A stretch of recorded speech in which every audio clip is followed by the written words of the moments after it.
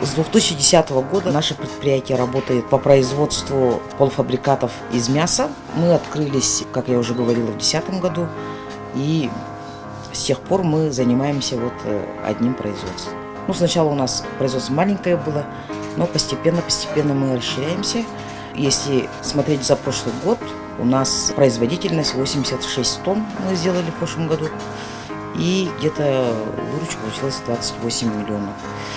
Производим мы около 30 видов замороженных полуфабрикатов, в том числе котлеты, тефтели, все такое, и из теста тоже делаем, пельмени, все такое.